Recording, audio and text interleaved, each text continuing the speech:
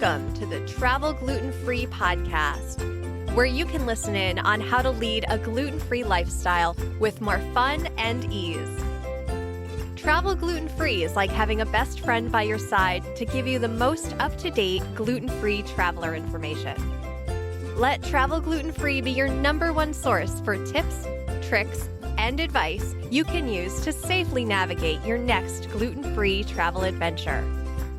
Enjoy food, enjoy travel, and enjoy life. And now, here's your show host, Illiquity.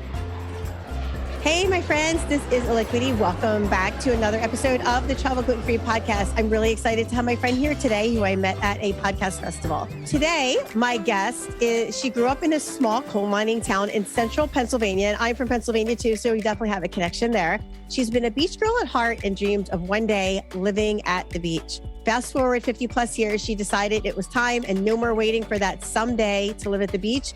She said, I want to meet my soulmate, quit my 9-to-5 and move to the beach. And that is exactly what she did. And that always gets people's attention because, of course, a lot of people are probably asking how did she did it. She lives at the beach in Florida with her soulmate, who is now her husband. And she has a podcast, which is called The Beach Speaks. Some interesting things about her, my guest today, is that she was a competitive swimmer from 4th grade through college. She has her pilot's license, which makes her way cool. And she's a certified yoga instructor, and she is a vegetarian vegan. Her podcast is The Beach Speaks, and it's a podcast for people who love the beach. And I listened to her podcast and have been a guest on it. I would highly recommend her podcast if you love the beach as well. It's a great podcast. Her guests range from small business owners, entrepreneurs, and community-minded servants with a deep connection to the beach, as well as the everyday beach lover with a story to tell. Listen to her stories and feel inspired and reconnect with the beach and return to your soul and reimagine your life. So without further ado today, I'd love to introduce my guest, Paige from The Beach Speaks. Paige, welcome to the Travel Gluten-Free podcast. Thank you. Thank you. It is a pleasure to be on your podcast. Usually I am the one that is the host, and this is one of the few times that I get to be a guest. So this is going to be fun. Yeah, I know being on someone else's podcast is a completely different experience from having her and interviewing other people, but I actually love both aspects, and I love being on your podcast. And so if you are listening, definitely listen, go to The Beach Speaks, and you can find the podcast where she interviews me. If you just put in my name, it'll pop right up. All right, yeah. Paige. So the first thing I want to ask you is so you grew up in Pennsylvania like I did, but I actually grew up on the east side of Pennsylvania. You grew up in central Pennsylvania. For me, it only took a couple hours to get to the Jersey Shore. So me and my family were at the beach pretty often in the summertime. How did you develop a love for the beach? That's a good question. Actually, I was born and lived up until I was age 7 outside of New York City. And we would go to a little, it was a beach club sort of place when I was a kid. And I just fell in love with it. It was just the best thing.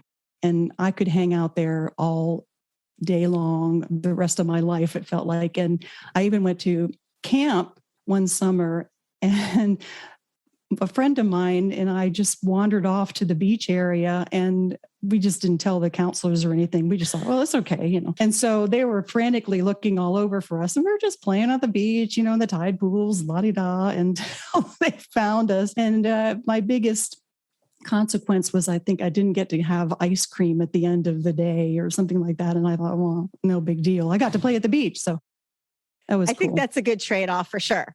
Yeah. And I was always begging my parents, please, can we go to the beach? And occasionally I'd go with friends to the Jersey Shore, which was that was a long drive.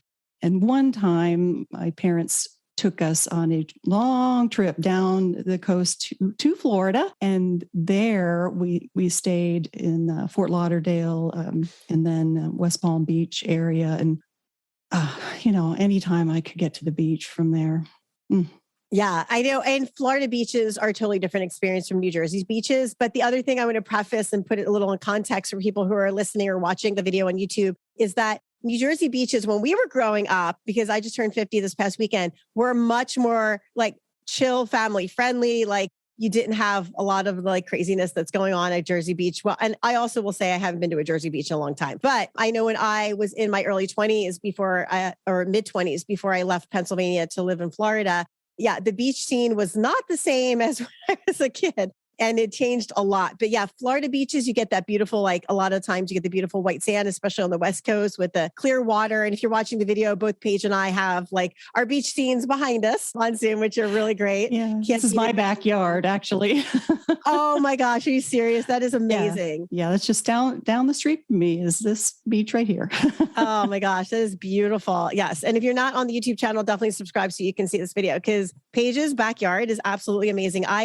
So my beach scene is just a stock picture. I believe it's like Fiji or something. I haven't been there yet. It's on my hit list. But okay, so let's talk about, actually, let me ask you the next question is, what do you like the most about Florida beaches? Because you live in Florida. I lived in Florida for 15 years. I went to a whole bunch of different beaches. But what do you like most about Florida beaches? Oh, gosh. Well, there are so many, really. And we don't think about Florida as having one beach. Well, we do think, a lot of people think of Florida as having one type of beach. Like you said, the Atlantic is a little different than the Gulf Coast. And then you've got the Panhandle, which is really different. I mean, you want the sugary soft sand and that blue water. You see that on the Gulf Coast and closer to the Panhandle, especially. I originally thought, I was living in Orlando for about 14 years, and I originally thought that I would move to the Clearwater area, St. Pete Beach area, because my parents at the time were living there for a couple of years before they passed, and I was visiting all the time. And I just fell in love with the vibe there. It was calm. I mean, the Gulf is not a whole lot of waves. It's just very calm, gentle vibe and sugary soft sand. And it was just my place to be. It was where I could sit and just find my serenity. Then I met my soulmate, and he happened to live in Jacksonville Beach, which is on the Atlantic side. And I thought, oh, wow, I guess maybe I'll be moving there. And it didn't occur to me. I'd never been to Jacksonville Beach. Actually, what I knew was Daytona, which was just directly east of Orlando. And of course, that's totally different when you can drive on that beach. And if you go down further along the Atlantic coast, and of course you get down to Miami, which is a whole other scene. And the sand there is a little more grainy, but the water is more of that Caribbean kind of blue. So, I mean, it's just, you can go anywhere in the state along the coast all around. And it's, of course you got the Keys, and, that's a whole other place. So there is just so many really just in this state that you could visit, and I could just not get enough of it. Yeah, I know in my timeshare book, I have a timeshare with RCI, and there's Europe, whatever, and then Florida is its own section because there's so many resorts in Florida. And yeah, like you said, like the east side is different. The east side you can surf on. The west coast you can't because it's just very calm. There's no waves. So depending on what you want, you can either go to the east side or the west side. But I know for sure there are not any black or pink sand beaches. And black and pink, like I haven't been on a pink sand beach yet, which is on my hit list, or a green sand beach. Apparently there's green sand too. I love black sand beaches. They're so amazing. I know there's one in Washington State I've been to. It's called Ruby Beach. And I've been to one in Maui. I can't remember the beach name. But black sand beaches are just a whole nother experience. Yeah. Well, those are the volcanic rock beaches, and we don't really have any volcanoes here in Florida. Florida is very flat. But it is. It's very flat. There you won't find any mountains or hills or anything. Yeah. And so tell us, just before we jump into more of like we're going to talk about the Pacific Coast Highway in a little bit. But before we jump into that, tell us how you met your soulmate and how you basically like manifested that with your intentions.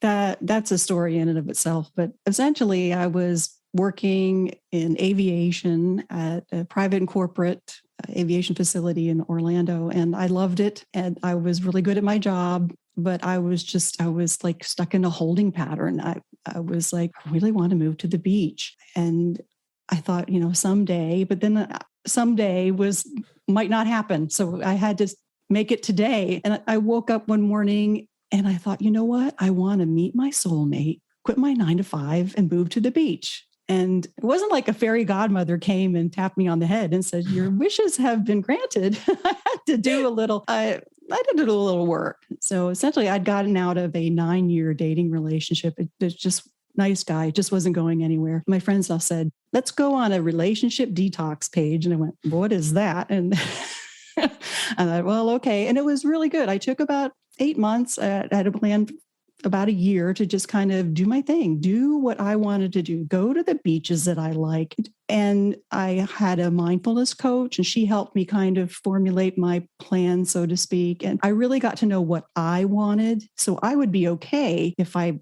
didn't meet somebody. I was my own soulmate, actually. However, being in the mindfulness community, I joined a website called Meet Mindful. And it was a dating website that I really hadn't intended to date anybody. I just thought, well, maybe I'll meet a friend. And I joined, filled out the questionnaire, and then just kind of forgot about it. It was the 30 days free. Well, at the end of 30 days, I get this message, meet Ernie. And I went, meet Ernie? I don't remember talking to any Ernie, but I clicked on his profile, and he just looked so happy. And he was wearing my favorite color, blue. He was on the water. I thought, oh, this is pretty cool. I pulled up his bio, and he was talking about the 5 love languages and learning to fly and loving the water, all these things. And it was just like checking all the boxes. And I thought, I can't imagine that this is happening, but it was. So we met, and his last name is Friend. So I really did meet a friend. Oh, that's great. Yeah. It was just like all these synchronicities. And then it just kind of went from there. But I think, you have to do some work. You have to know yourself and what you want. And then, like attracts like. When you put that out there, somebody's going to come if you have the right mindset, I believe. And if it's your time, if it's in divine timing, it'll happen. So, yeah. But regardless of whether I met him or not, I was quitting the 9 to 5 and moving to the beach. I know that for sure. Yeah, no, you have to do things for yourself for sure. And so what made you decide to get into being a pilot? Because that's a huge undertaking. Oh my gosh. Yeah. I was married to an officer in the Army at the time, and we were stationed at Fort Sill, Oklahoma. And I started working at the little airport there. And I thought, this would be a cool time to learn how to fly, because the owner had a plane that needed to be flown. And my husband at the time was a flight instructor, and I worked at the airport. I mean, it just, all the pieces came together. I thought, okay, well, I guess maybe I'll do this. And I did. I thought, I just want to get to the point where I can solo. And then it doesn't really matter if I go on to get my license or anything. I just felt like, if I could get to the point where I'm in the plane all by myself and, in control, then that's enough for me. However, once you get to that point, you think, well, might as well keep going. So I kept going, and I got my private pilot's license. And about 4 years after that, I got my instrument license, which helps you fly in bad weather, essentially. Yeah. Because a lot of times you go to take off, the weather looks good wherever you're going, but like right around the airport, there'll be these clouds, and you can't leave unless you have an instrument rating where you're able to fly through weather. So I have that. And I haven't flown for a number of years. I took some ground school to get reacquainted with how it all works. And eventually I'll join a flying club. And Ernie, my soulmate, he flies as well. He has his private pilot's license. So we hope to get up in a little plane together and maybe fly to some beaches. Oh, that'd be great. Yeah. Because my partner has his private license, and I did not understand, I was not familiar with anything in piloting until I met, he was telling me he was interested in getting back into it. And now he's re-upped his license. But yeah, there's so many other licenses you have to get depending on what you want to fly or the time of day you want to fly. And oh my gosh, there's a lot of hoops to jump through, so to speak, and training and hours in the plane. And it's not just like you learn and get in a plane and you got your pilot's license. Right. Exactly. I know I have a few friends say, oh, you can fly us to wherever. And I was like, well, it might take us a while because I can only fly like a 4-seater plane. I don't fly jets. Right. Yeah. And the private planes fly a lot slower than jets. And the other thing people don't realize too, is you can't just bring like a whole ton of luggage, because with the weight capacity, you burn a lot more fuel. So everybody has to bring like a small bag. Yeah. So you're really limited on what you can bring. And so, yeah, that's another thing that a lot of people don't realize about, private planes as opposed to commercial jets, where you can just lug all of your stuff for the week on there and not have to worry about it. Yeah. Yeah. But I will say the beauty of flying your own plane is you get to go where you want to go, when you want to go, essentially. And then you can avoid the TSA lines, which I absolutely love. Yeah. And you could bring all your goodies that you talk about trying to get through TSA. You don't have to worry about that. Yep. I literally just throw them in my bag, and liquids doesn't matter. I just put it in the front seat with me or the back seat, depending on what plane we're in. And yep. And it's so nice. Yeah. Now having your own private plane is like a whole nother level of travel. It's so amazing. It is. It is. It's great. All right, my friends, we're going to take a break right here. When we come back, we're going to talk to Paige about traveling on the Pacific Coast Highway and what her experience was with it. And we're going to chat more about that after the break.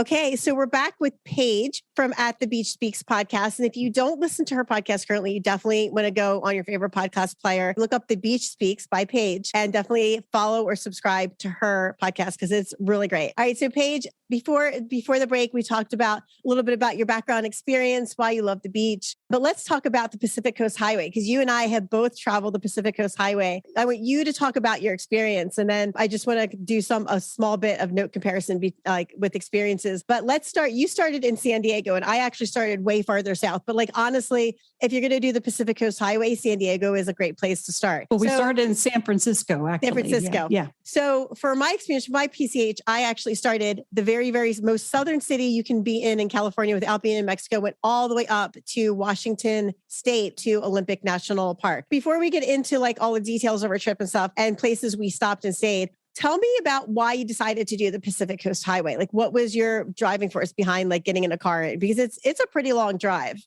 It is. It is. Well, I have a luxury travel agent friend who's been on the podcast a number of times. Her name is Judy, and she knows that I love the beach. My husband and I were looking at planning our honeymoon since we didn't get to do one. We got married right before the pandemic, and we were thinking of places we wanted to go. And I said, I've never gone down the Pacific Coast Highway. I think that would be fun and make it a beach adventure, stop as many beaches as we could and other things that you could see. And we told Judy 3 weeks before we were going. I mean, we didn't give her much time. She had planned this trip for a number of people before, so she just put something together that was fabulous. And then 2 weeks, we spent a week going down, and then we turned around in a day and went to Costa Rica for 12 days. But the Pacific Coast Highway was just something that I wanted to experience because I was pretty familiar with the East Coast and all, but my only experience with the Pacific Ocean was around the Los Angeles area because my brother lives there, and I visited and Malibu and that area I knew, but nothing further north or really south of there. That's how we happened to take that trip, and we started in San Francisco because we only had a week. We couldn't do the long trip like you did, although I'd like to go back and do some more of that. And we went through Monterey, and we did the whale watching thing, which I highly, highly recommend. If you can do that, we saw Cerro dolphins and tons of humpback whales. And on our way back, we were running late. The captain of the boat said, we're going to stay out a little later because there's something out there that we want you to see. And lo and behold, there was a blue whale that we got to see, which they appear every once in a while, but this was really a special sighting. All the boats, you could see them racing out to where this blue whale was. So we got to see a little bit of it. That was really a surprise. We traveled down, through. So you started in San Francisco. We started and you went San north. Francisco. Yeah, I'm looking at my notes because, we used a travel agent, and I highly recommend it for somebody that you just want to go and have everything taken care of for you, which is kind of like me. And we stopped. When you talk about purple beaches, we went to, it's called Pfeiffer Beach. And and that one I really, really wanted to visit. We were able to visit that and see the purple sand, and I found some purple rocks. We found rocks everywhere that were so fabulous, and we ended up flying home with literally a big bag of rocks. Oh my gosh, I know. It's like when it's funny you said that, because when I did my PCH road trip, I collected a rock from every beach. And by the time I got home, because I took 3 weeks to do it, I had a huge box full of rocks. Yeah. One other beach that I hadn't planned on going, but I think it was around Big Sur. Everyone was wearing this beautiful jade and selling it. Asked one of the artisans, I said, well, where do you get the jade? And they said, well, there's this beach called Jade Beach that we usually go to. And I went, Jade Beach. Okay, sounds good. I don't know what jade looks like in the wild. So we found it. And we were just kind of searching through the rocks and anything that looked kind of green, because that's what I'm thinking, jade green. And it looked kind of, we thought, oh, this is it. This is it. I'm sure it's not, but we picked up a few green rocks pretending it was jade. Well, the thing is, a lot of people don't realize is that when you find rocks and gems on the beach, they're going to be like really like hazy. They're not going to be shiny because you have to tumble them in order for them to be shiny. Yeah. Yeah. Even so, I'm not really sure they are, but we're going to say it. I say we say it is. Yes. Yeah. Awesome. Yeah. So what were Big Sur. We had talked about that before. Was just phenomenal. We ended up staying another night there because there was just so much to do, hiking and the ocean. It was just fabulous. And we ended up in Los Angeles, mostly because I wanted to visit my brother and sister-in-law there before we left. So that's kind of why we went north to south and ended up in LA. We probably would have gone further through San Diego and on down if we'd had more time. So like I said, that I'd like to experience and hear what you experienced. Yeah. So when I did my PCH trip, I started, like I said, the very, very southern city in California. And I decided that I probably was never going to do, I may not ever do it again. So I wanted to do the whole shebang, like go all out. And so traveled up through like the, Southern California beach area, like Malibu, all that. The beaches of the very, very Southern California are very commercial. I found like, they're not like the solitude, like quiet, nice, peaceful beaches. And they're okay, but I definitely wouldn't make it a special effort to get back there. But like you said, Big Sur area is absolutely. I remember just like when you're driving the Pacific Coast Highway, one of the things a lot of people don't, and I didn't realize until I drove it, where you were thinking like highway, right? No, it's basically mostly like a 2-lane highway and lots of sharp corners and people passing you on the double yellow line, which is super unsafe, but it's like super beautiful scenery. It's like the most beautiful scenic drive I've ever, There's a place to stop like every quarter mile. We stopped, I don't know how many times to look out over the ocean. It's just stunning. Hi, my gluten-free friend. If you're looking to take your first trip as a gluten-free traveler, but you're not sure how to plan and you're worried about getting sick on your next vacation, then I've got a solution for you. Join me for my new workshop, Let's Travel Gluten-Free. Held only twice a month, I'll cover a specific travel topic based on my most popular podcast episodes. After I cover the workshop topic, you'll have the opportunity to ask me your travel questions, which I'll answer during the workshop. Space is limited to only 10 participants per workshop. So if you want to get in on this awesome free opportunity to get your travel gluten-free questions answered, head on over to www.travelglutenfreepodcast.com, hover over the book tab, and you'll see the workshop tab drop down. Click on that and reserve your space in my workshop today so you can plan for your next travel adventure. Yeah. And you don't have to be a professional photographer to get good pictures. You just need a phone and you just need to point and click basically. Because like you said, there's so many places to stop and it's super beautiful, especially on a sunny day, or if you get up at like dawn or you're there at sunset. Oh my gosh. It's just like phenomenal. And then, so I kept going up. Unfortunately, I didn't know about Big Sur. Had I known about that, because there's also 7 California state parks that are in that area that you can camp at, I would have totally camped there. There's also a mansion on Pacific Coast Highway and in the Big Sur Pfeiffer area. And I can't remember the name of it, but it's really popular to go to. And because I didn't plan on stopping at Big Sur, I missed it. But next time I go back next year with a friend, I'm definitely going to hit that up. But yeah, San Diego was great because we did Balboa Park, which has like the Japanese garden, the cultural museums. It's super amazing. I would definitely recommend that. I also went to the San Diego Zoo, which is really fun. But San Francisco, I actually didn't stop at either. So did you guys stop like in San Francisco to do stuff, Paige?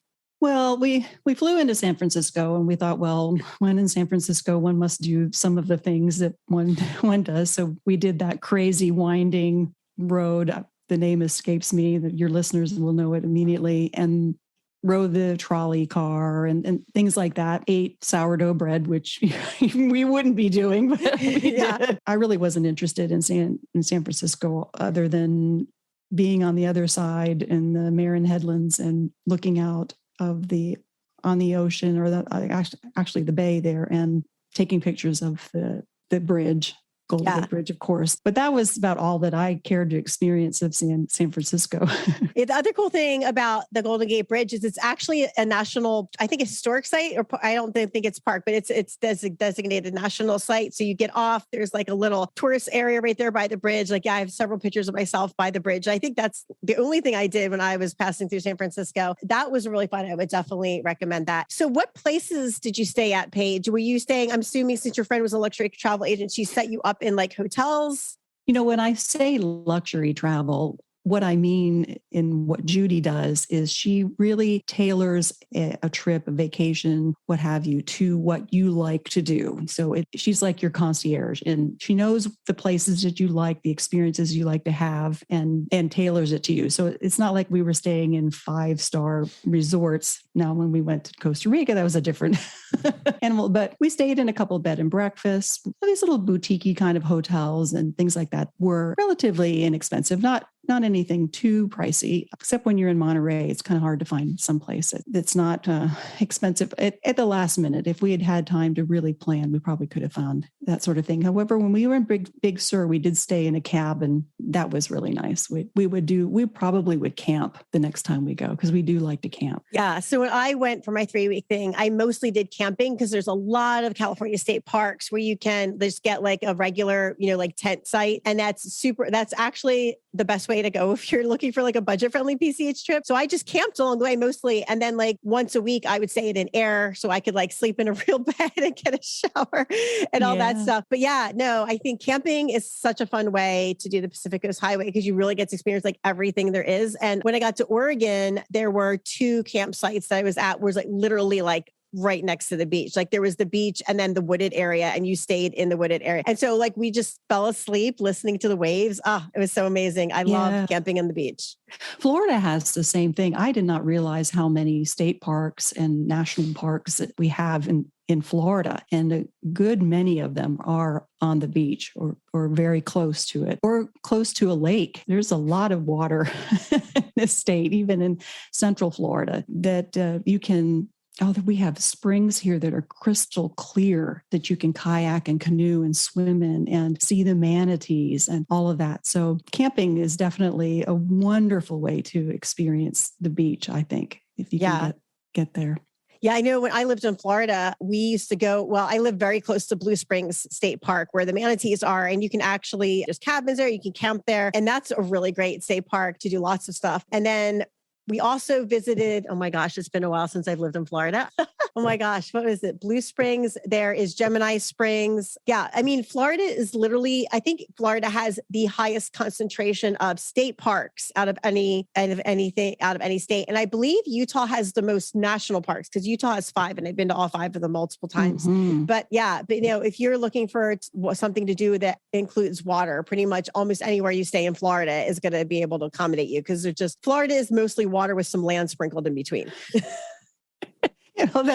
I like that description. I have not heard it that way, but yes, it definitely is. So I'm curious, once you got past San Francisco, what was it like beyond that? Because we didn't get that far. Yeah. So, oh my gosh. So when you get past San Francisco, you get more into like the Redwoods area. And it's funny because everybody's like, oh, the Redwoods, state park. No, I mean, it's okay. It's fine. But Humboldt is the place like that's amazing, because Humboldt State Park has the ancient forest. So you like walk in there and you're like sitting with 300-400-year-old tree. Like it's mind blowing. And it feels like you just walked into like Narnia or like Harry Potter or like, one of those super magical places that just words cannot describe. And so that was one of the highlights of my trip. I actually camped there, which was really fun. I remember one night I was camping, and a lot of times when I camp, I like to just sleep outside in my hammock, and I sleep with my sleeping bag, and then I pull it over my head so I can't hear anything, or the sun doesn't get in my eyes. I remember waking up at the middle of the night and hearing the sound. I knew it was like coyotes or wolves, but I'm like, oh, they sound really far away. And then I took the sleeping bag off my head and realized they weren't so far away.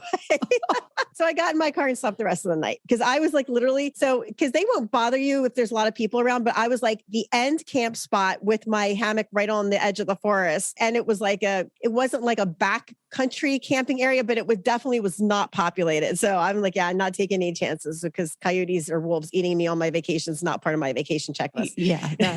No.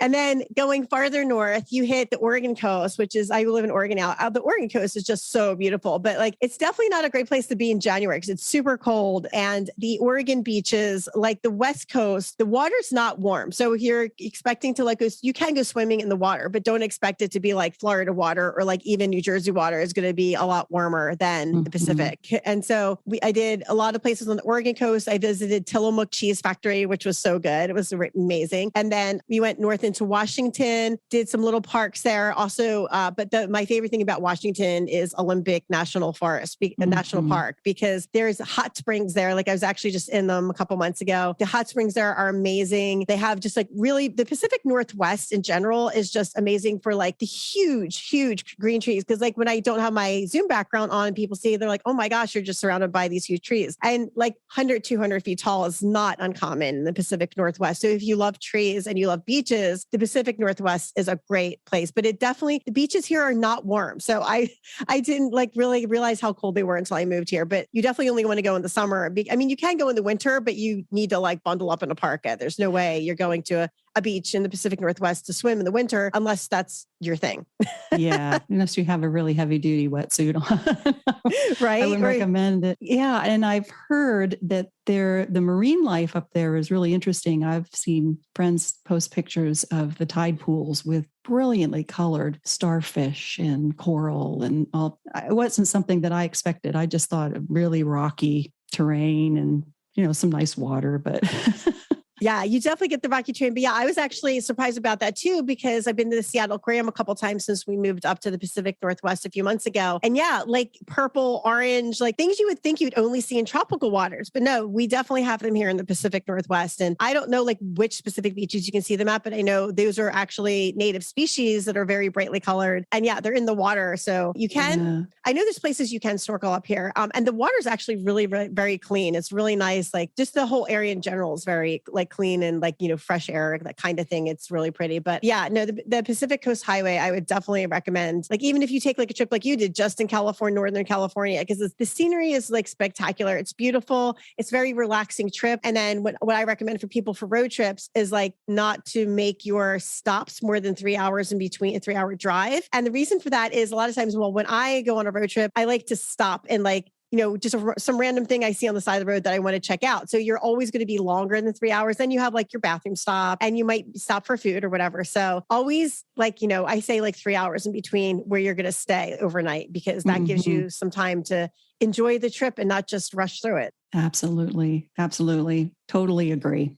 Yeah. So Paige, I would love to have you come back on and talk like more in detail about Costa Rica, but just kind of in a nutshell, what are like the Costa Rica beaches you went to that you really, really loved? Well, we didn't do we did the Pacific side of Costa Rica. So we went to Playa Conchal. We went to, which had, and that when you talk about black sand beaches, that's where the black sand beaches are on the Pacific side, because it's volcanic. And a couple of other beaches. I have a podcast episode where I talk a little bit more about that. I'm looking to see. I've taken notes because I've forgotten all the places we had been. I know I do the same thing, because when I write itineraries or where I'm going, I never actually delete them, because then if I want to go back and see like, hey, where have I been? I can actually go back in and see exactly where I've been. Yeah. Especially when you travel a lot, things kind of get melded into one big pot. I'm looking in what we called our travel Bible, because we had just put this whole thing together and it tells us where we were going when.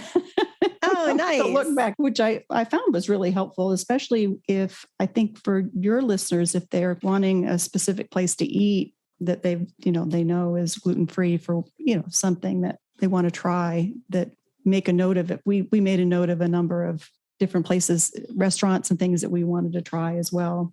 Oh, in Costa Rica. In Costa Rica, yeah. Oh, yeah. No, I'd love to hear where you ate at Costa Rica, as well as the beaches that you guys, that you two really enjoyed. We'll probably have to take another episode for that.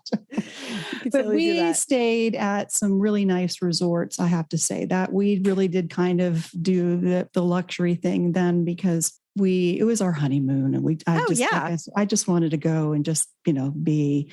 And the really gluten-free was a standard on almost all of the menus. It was not something that you had to ask for. Now, I don't know how you had said where you really need to be careful if it's being prepared near gluten. And, I don't know to what extent they have that, but these resorts and restaurants and things were very cognizant that people were gluten-free. And there were always options for that. I mean, it was on the menu, like you didn't ever have to ask. And fresh vegetables. We stayed at one place up in the cloud forest that was a sustainable hotel, essentially, where they grew all of the food that they served at the restaurant. And so it was really fun to wake up and look out the balcony at the person picking the lettuce for the salad that you're going to have at lunch that day. So everything is really fresh. And yeah, they're very, very cognizant of what people need in their diet.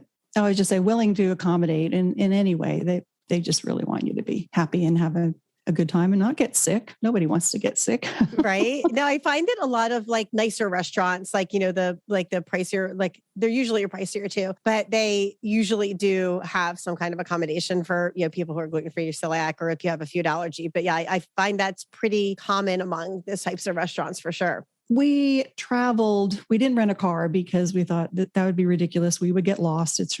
I highly recommend that you find somebody to drive you places if you can. And we would just talk to the driver and ask them for recommendations. And they are so willing to tell you this place or that place. Usually they're from that area. So if you said, well, I need something that's gluten-free or I need something that's vegan, they're pretty good at pointing you in the right direction. They're just so accommodating that with the pandemic and all, the tourism's been kind of rough. So now that everybody's back and traveling, they're just so happy to have people back and visiting. Oh, I bet for sure. So because I have not been to Costa Rica yet. It's on my hit list. I'm most likely going to go next year. But what are some other like travel recommendations in general you'd have for people when they're traveling through Costa Rica that you found you wish you had known before you went? Well, we kind of hit all of the hot spots. So we went to Manuel Antonio Forest, and that was in the rainforest. And then we made our way up to the volcanoes in La Fortuna, and then we went to the cloud forest in Monteverde, and then, made our way back down to the coast and stayed at a couple of beaches. So we kind of hit all the highlights. We hit the rainforest, we hit the cloud forest, the volcanoes, and then did our thing, all the beachy thing the rest of the time. So I really recommend if you go, we had 12 days. We would have liked to maybe had a couple extra days, but take more than a week if you can, because it's really hard to see everything in just a week. And like you were saying, how you want to give yourself a couple of hours to do your trip down the Pacific Coast Highway. It's kind of the same thing. You want to give yourself enough time to really, really enjoy where you are and take it in, because it's just so diverse. And so what are the common forms of transportation in Puerto Rico besides taxis? Like, can you take the bus? Like, what is that like? I'm not sure about public transportation, honestly. They do have Uber and that sort of thing. So we did take an Uber into one of the towns for dinner in a place it was the Tree House. And it was actually a restaurant that was built around a big tree.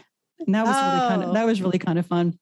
That sounds really cool. Yeah. And a lot of people end up renting a car and driving, which is fine. But like I said, Costa Rica is a little difficult to get around. The roads aren't very good in most places. And unless you are really fluent in Spanish and can kind of navigate the road signs and a map, but it can be done. And we just basically hired a driver to take us from one place to the other, from a local person, kind of like a glorified Uber.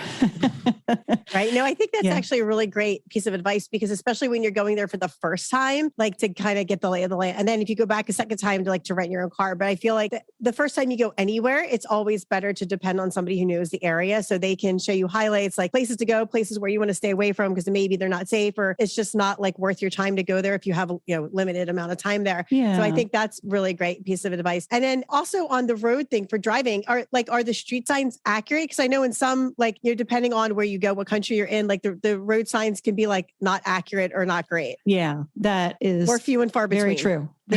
Very true.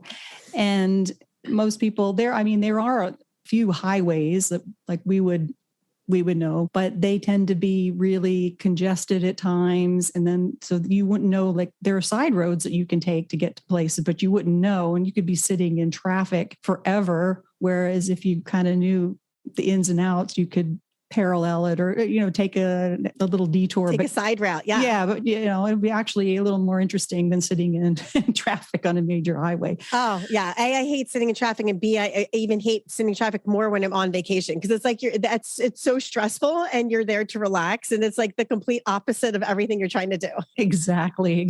I think if and when we go back, we'll probably stay at a resort or an Airbnb, one central location, and then kind of go from there, but have like a home base and knowing now what we know. And then you can take an Uber or if you were doing an excursion, that they'll have transportation that will come and pick you up and take you where you're going. So that you don't really have to worry about that.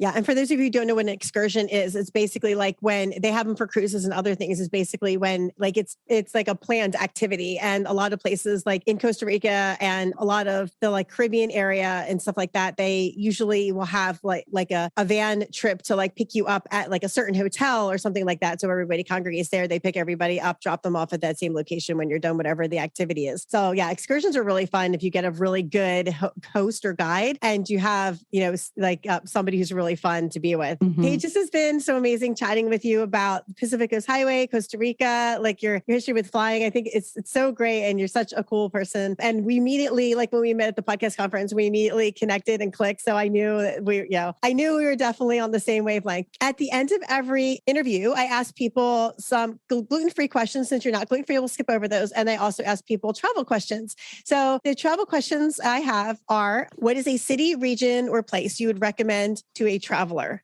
Oh, come to Florida.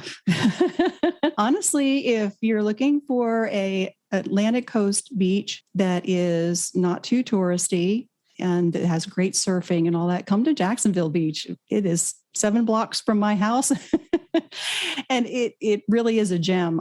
I recommend that. And then anywhere on the Gulf Coast, Destin, Sandestin, those places are Pensacola, and that area is really, really beautiful. And Clearwater and St. Pete are my favorite Gulf Coast beaches. Another reason I love St. Pete is because they have the Dolly Museum there, and that is like phenomenal. So if you haven't been to the Dolly Museum and you're in St. Pete, definitely make that a priority on your hit list. Yeah. And a little further south is in Sarasota is Siesta Key Beach, and that has the whitest, most powdery, fine sand that you will find. It is ground quartz.